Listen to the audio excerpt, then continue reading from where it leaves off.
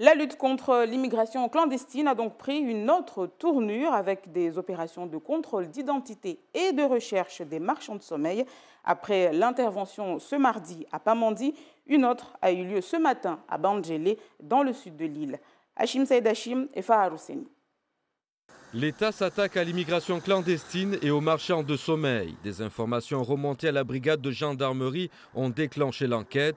Elle a révélé que des personnes louaient des logements indécents à des individus en situation irrégulière. Nous avons deux personnes qui ont été interpellées ce matin sur deux sites différents, notamment à la suite d'une dénonciation par certaines personnes qui étaient logées ici, qu'elles avaient fait l'objet d'un décasage par la force, après s'être plaint des conditions dans lesquelles leur communauté était exploitée par certains Mahorais qui n'avaient aucun scrupule à faire payer des étrangers en situation irrégulière et à les stigmatiser par ailleurs, puisque d'après nos informations, au moins une des personnes arrêtées aujourd'hui tenait un barrage à proximité.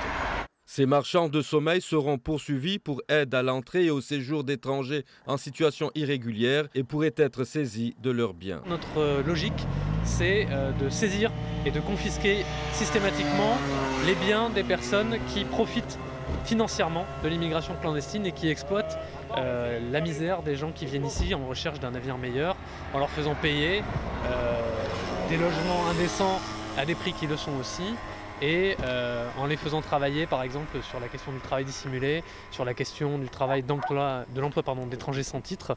Toutes ces questions-là sont pour nous primordiales. Elles font partie d'une stratégie pour assécher l'intérêt qu'il y a à participer à l'immigration clandestine à Mayotte et à son exploitation. Et pour des faits aggravés, l'autorité judiciaire peut saisir une partie ou la totalité du patrimoine de la personne. Donc on a plusieurs milliers d'euros en numéraire qui ont été saisis aujourd'hui sur deux sites différents.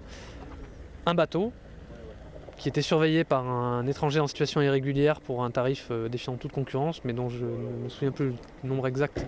En tout cas, c'était très en dessous du SMIC pour des horaires qui sont très au-delà des maximums légaux. Donc, et évidemment le terrain qui est ici. 2 opérations en moins de 48 heures sur dénonciation des victimes. Les auteurs des infractions seront jugés ultérieurement.